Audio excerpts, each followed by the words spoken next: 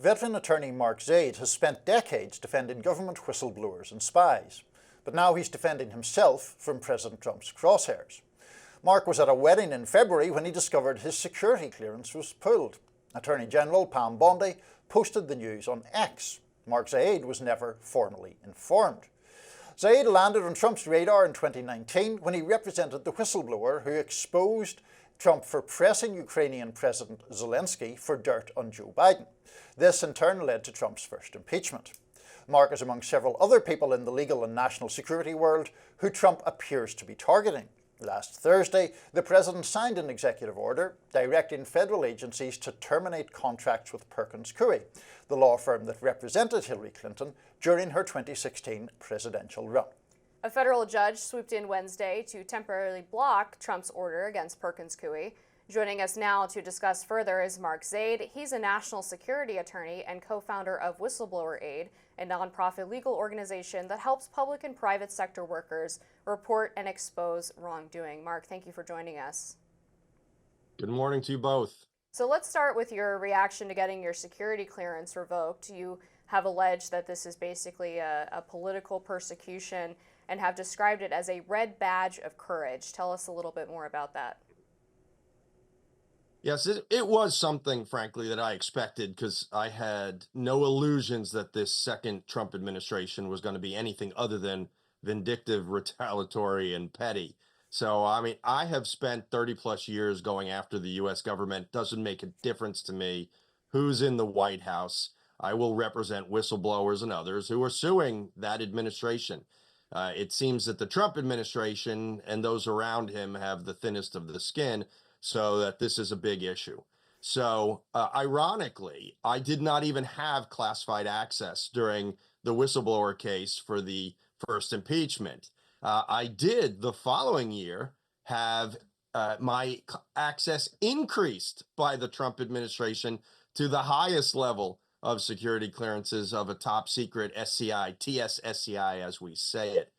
So I was frankly expecting this. In fact, I ended my statement when I learned that Trump had taken this action, which was through the New York Post of all places. I ended my statement with saying, "What took you so long?" Mark, two questions which are related to one another in a way. Although you were expecting this, to what extent does this action impede your capacity to do your job? And then broadening out from that, do these kind of actions have a chilling effect on the profession at large, even though I would assume you're probably pretty defiant about it? Yeah, so I'll start with that first. To me, it goes to that red badge of courage. I'm just emboldened to fight more. I'm like, bring it, that type of attitude. But does it have a chilling effect? Oh, you better bet it does.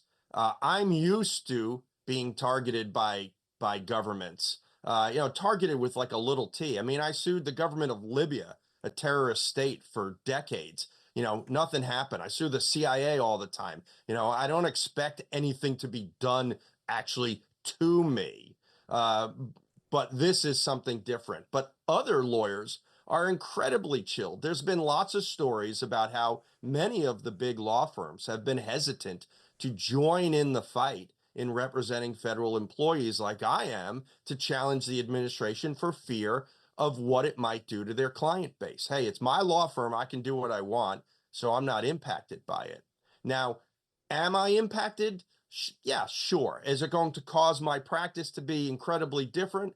At the end of the day, I'm an employment lawyer, but I'm an employment lawyer for spies, American spies, people at the CIA, the NSA, the FBI. So there are certain cases I will not be able to handle because I will not have access to classified information.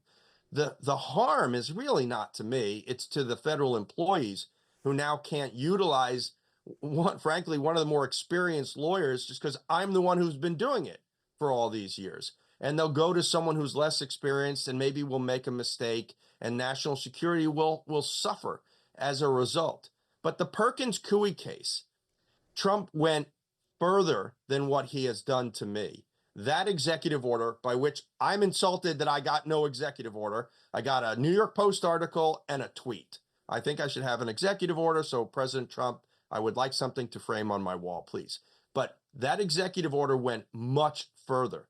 It targeted the firm entirely, even though the lawyers that they were really desiring to hit had left the firm years ago.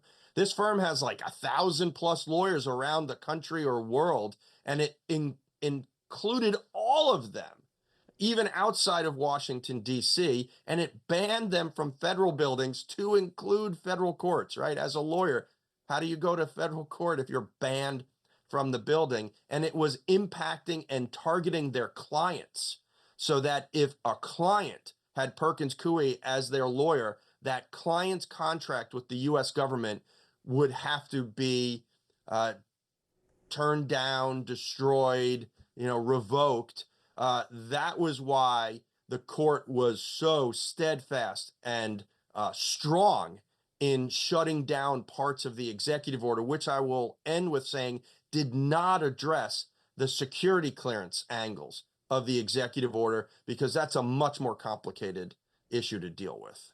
Can you share some of the whistleblower cases that you took on during the last administration to hold Biden to account?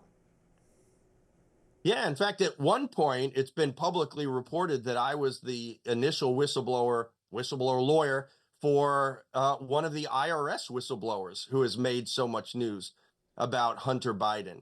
I was the one, as was reported, to start that process and bring that individual to Congress, which then it was taken over by another organization, and I guess still continues. Oftentimes a lot of the whistleblower cases, they have nothing to do with the administration at issue. I mean, this was the first time in 2019 where I had a whistleblower case where the president of the United States was involved. It's usually inside the agencies. So, we had numerous whistleblowers inside different agencies who they're complaining about how their bosses are doing things, right? It's career people. It's not a political issue. So I point out that what I do is hold administrations accountable for ethical and illegality, violations of ethics and law. And I can't help it, not my fault, if the Trump administration tends to have more than other administrations. But I could care less about the politics of it, which is why I was willing to go after the Biden family too. Yeah, in regards to the Biden family, I think one of the sticking points, I assume, for this administration is your representation of some of the signers of the Hunter Biden laptop letter. And you've said that you believe that there was nothing in the letter that's wrong because your clients naturally use some weaselly language to get around the fact that they were calling the Hunter Biden laptop Russian disinformation by using phrases like, well, it has all the hallmarks of it, and in our opinion, if we are right. But realistically, we know what that letter was doing. And your clients, I would argue, use their security clearances to their advantage to try to influence an election by putting out this false statement about Russian disinformation. So do you think that that had something to do with your security clearance being revoked? I don't know if it had, it's hard to say, right? I don't know. That's not what the explanation was, that at least has been publicly stated. So I represent 8 of the 51 who signed. These were individuals who were all out of government. They're entitled to exercising their First Amendment rights like anybody else. And okay, sure, they're basing it on their experiences from within the community, the intelligence community. Well, I mean, you'll have to shut down Washington, and many journalists nowadays who are at outlets who used to work in a presidential administration and had a security clearance. There's a line that any of us, or none of us, I should say, should cross, which is into classified information. But, the notion of what constitutes Russian disinformation, that's an obvious one. That's been in the public domain for many years. We know the Russians try to influence our elections. We know they're manipulating the databases and online, and they're trying to stoke fires, etc. There was one connection on the letter, not one of my clients, where it was known or asked of the Biden campaign to sort of get this letter, but 50 of the 51 had no knowledge of that. And as I look at the letter, it is a very well written Washington, D.C. lawyer letter. And it's right. As you say, there are caveats that go both ways. And unfortunately, Politico, which ran the first story, and you guys will understand this as journalists, the headline did not accurately reflect the contents of the letter. So it got blown out of proportion.